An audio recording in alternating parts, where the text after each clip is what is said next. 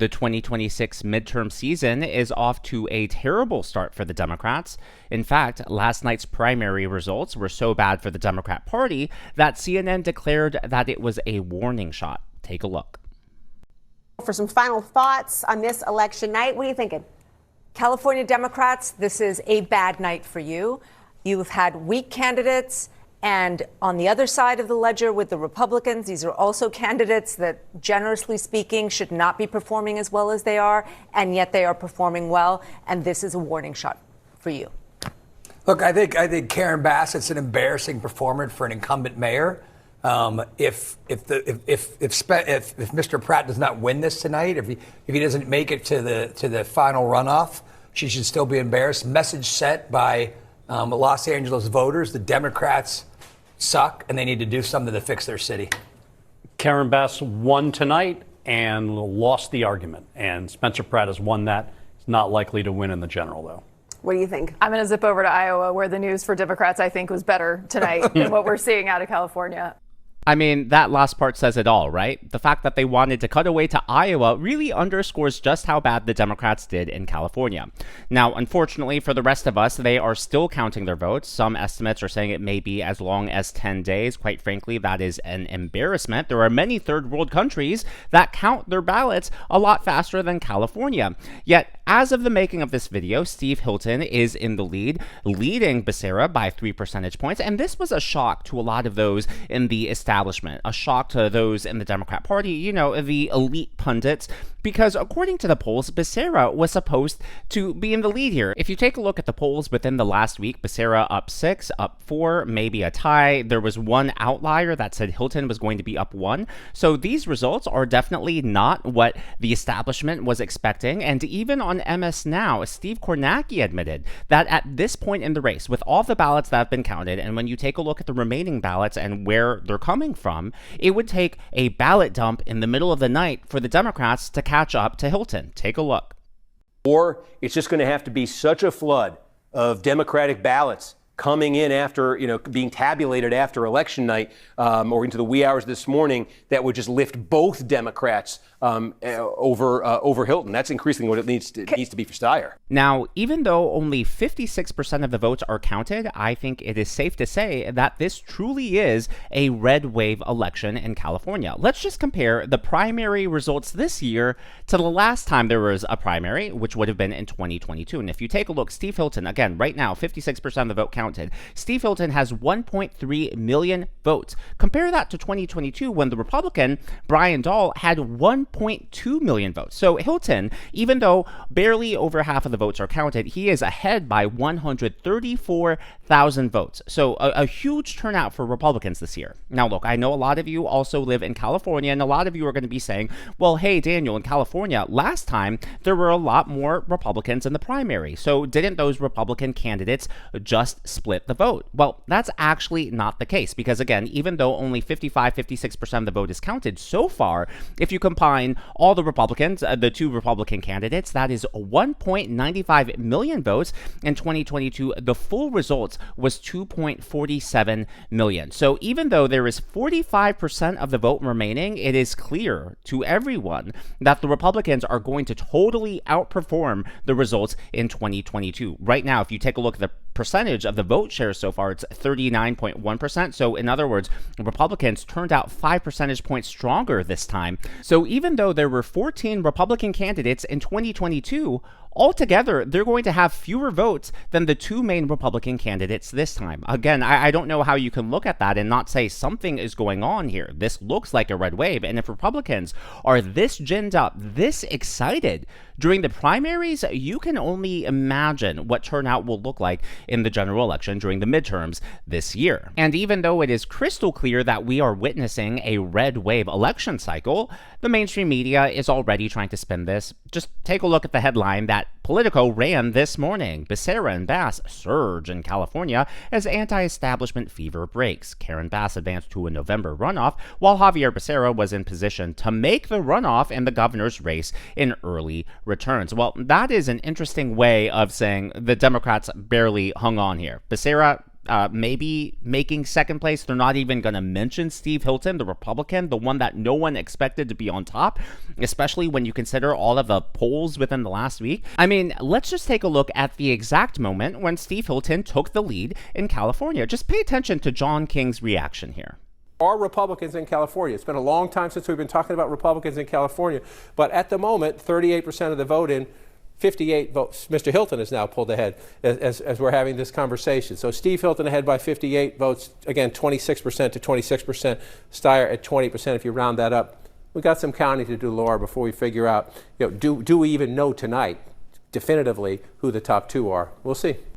It's been a long time since we've talked about Republicans in California. Even if Steve Hilton and Spencer Pratt somehow don't win in November, they are giving Democrats a run for their money. They are showing that even a state as deeply entrenched as California can be put at play with the right candidates, with the right campaigns. And look, all of this isn't even touching Karen Bass. If you want to think about how disastrous things are for the Democrats right now, just look at Karen Bass. She is the first incumbent mayor in Los Angeles in the last 20 years to not win re-election outright.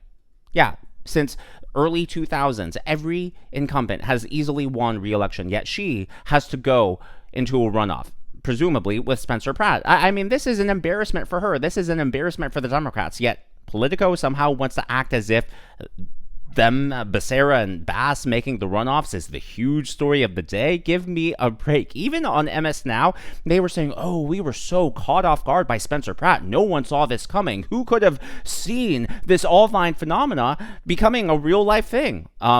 Anyone paying attention to the grassroots? This was the reaction on MS Now. Fascinating. The Pratt thing was just a wild card, right? We really had no idea. Yeah. I mean, it was really an internet sensation. There were a lot of people in California. I had friends in California that didn't know he was running for governor or mayor. They were mad that he wasn't in the governor's debate because they just knew he was running for something. But a lot of times an internet sensation doesn't necessarily translate into votes, and it appears that's what's happening.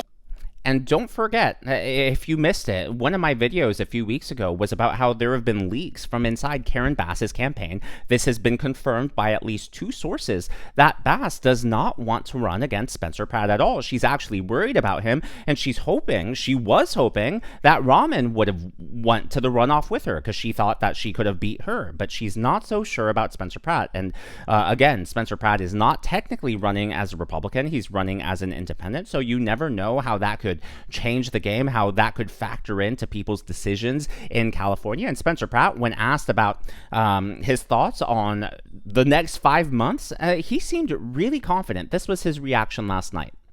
Tonight.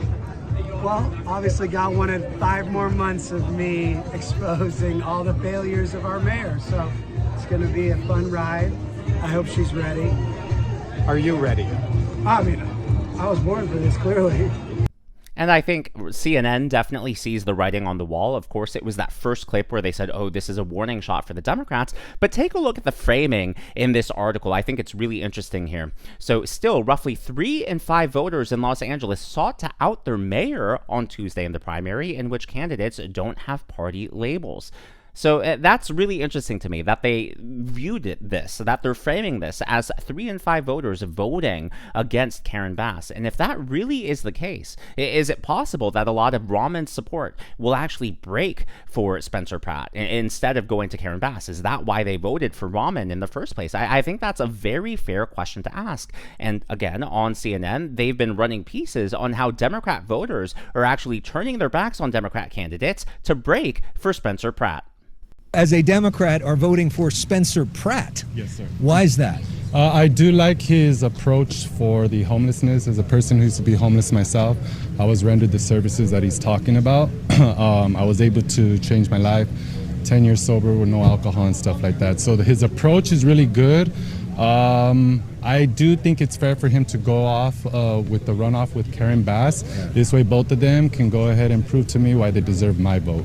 So as of today, I'm doing it, yes, because I do like his approach and I do think he deserves a fair chance. But come November, it could be different. Okay, it's been really interesting how many people are animated one way or another.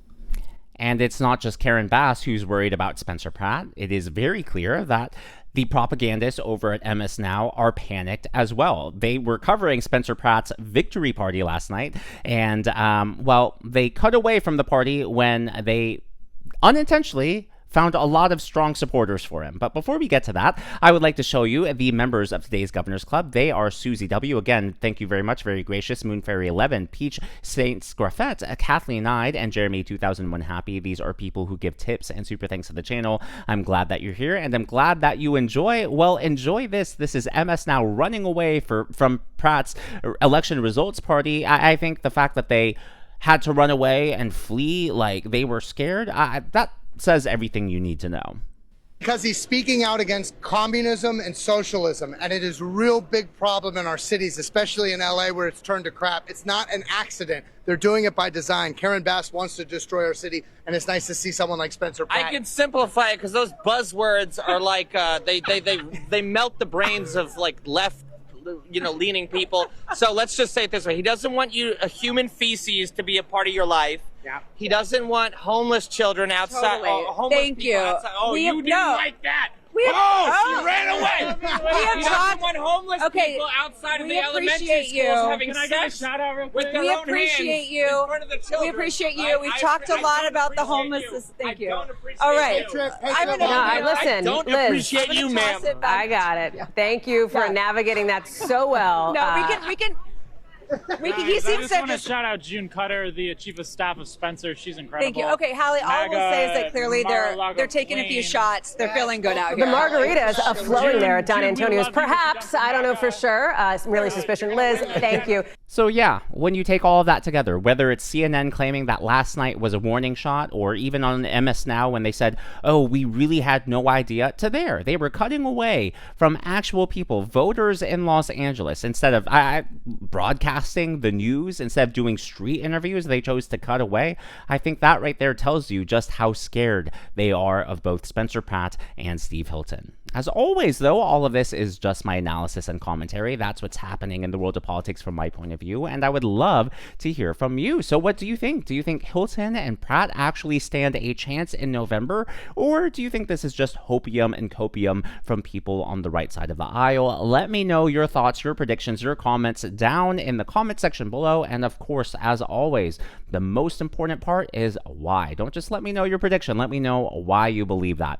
If you haven't already, please be sure to leave me a thumbs up. I know it's a simple thing to ask for, but it really does help me reach more viewers like you in the algorithm. Be sure to smash that subscribe button and to check out one of these videos.